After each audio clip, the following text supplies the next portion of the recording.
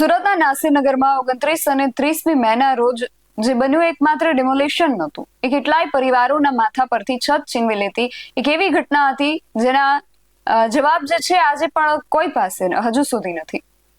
અને આમાં સૌથી મોટો સવાલ હજુ પણ એ જ છે કે જો સુરત મહાનગરપાલિકાએ ડિમોલેશનનો ઓર્ડર નથી આપ્યો તો પછી આ બુલડોઝર કોણે ચલાવ્યો?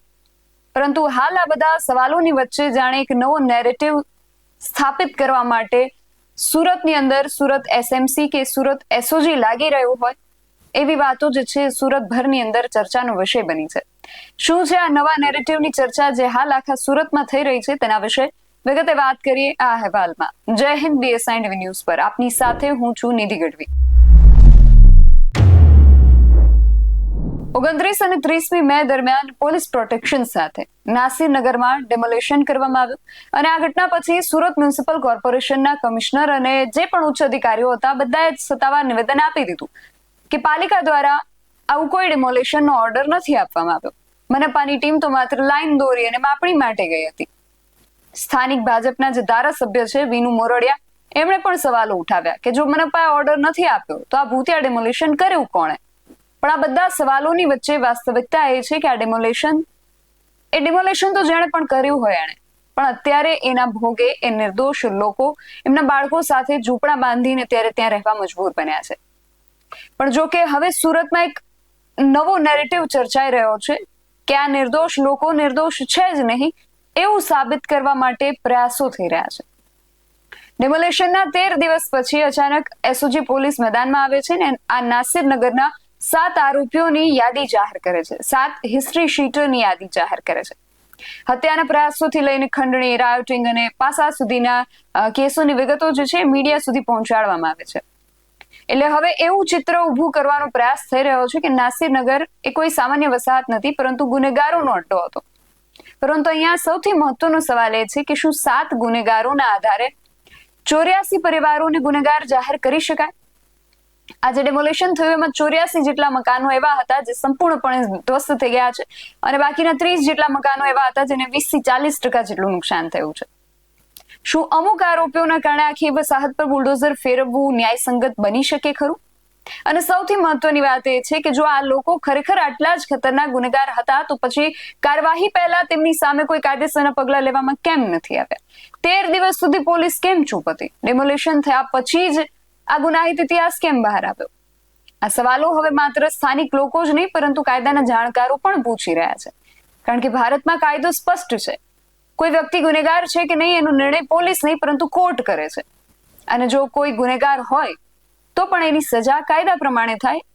આખા વિસ્તારને સજા ન કરી શકીએ આપણે. અને વળી એમાં પણ સ્થાનિકોનો આક્ષેપ છે કે આ જે યાદી જાહેર કરવામાં આવી છે એમાંથી માત્ર 3 લોકો જ આ વિસ્તારની અંદર રહેતા હતા અને એમાં પણ એમની સામે એવા કોઈ ગંભીર ગુનાઓ નથી જેના કારણે એમનું નામ હિસ્ટ્રી શીટરની યાદીમાં ઉમેરવું પડે. સ્થાનિકોની સાથે જે યુવકનું નામ આ યાદીમાં ઉમેરવામાં આવ્યું છે તેમનું આ વિશે શું માનવું છે એમને સાંભળીએ. शबाना भी शेख फयाज, कहाँ पर रहने का? यही वेड़ दरवाजा नासिरनगर। देन ये बताओ कि एसओजी पुलिस ने जो लिस्ट जाहिर किया है हिस्ट्री का, वो नासिरनगर में रहते कितने लोग रहते हैं, क्या कहोगे? वो जो लिस्ट में जो नाम है कितने 7 लोगों के नाम आए हैं ना, उसमें से सिर्फ यहाँ पर 3 लोग रहते हैं, 4 लोग इसमें नहीं रहते. वो झूठा लिखा गया है यहाँ का. कौन कौन यहाँ रहता है? यहाँ पे सिर्फ अपना जुबेर का नाम है और तैयब है और शाहरुख एक है ना, बस ये तीनों के नाम है. वो ही लड़के यहाँ रहते हैं और वो भी कोई बड़े आरोपी नहीं है. जो तैयब है वो लड़का लॉकडाउन के अंदर उसकी मम्मी की तबीयत सीरियस हो गई थी, वो उसकी माँ को दवा खाने ले जा रहा था, उसके मुंह पे मास्क नहीं लगा था, वो वजह से पुलिस वालों ने उसको उठवाए थे और केस बना था. और दूसरी बात क्या, वो लड़का भी जो गली मोहल्ले में जरा झगड़ा हुआ था वो बाबत में जुबेर को भी ले गए थे, वो हिसाब से उसके ऊपर केस बना था. वो भी कोई आरोपी नहीं है. और जो तीसरा है यही जैसा मोहल्ले के अंदर के ही मैटरों में लोग गए, बाकी कोई आरोपी नहीं है यहाँ पर. जो इन लोगों ने डाले ना FIR लिख के, वो कोई आरोपी नहीं रहते यहाँ पर. और 4 सदस्य हमारे मोहल्ले के नहीं है, बस ये 3 लड़कों का है, वो भी कोई आरोपी नहीं है. आरोपी तो वो थे जो आके हमारे घर गैर कायदे से तोड़ गए, जिनका उनको सबका सपोर्ट था, वो सब थे गैर कायदे वाले. वो आरोपी है, उनको पकड़ो, उनकी लिसा बना के डालो. ये क्या हमारे गरीबों को रोज के कमा के खाने वालों को आरोपी बना रहे? आपका नाम? तैयब शेख अजीज है मेरा. नासी नगर।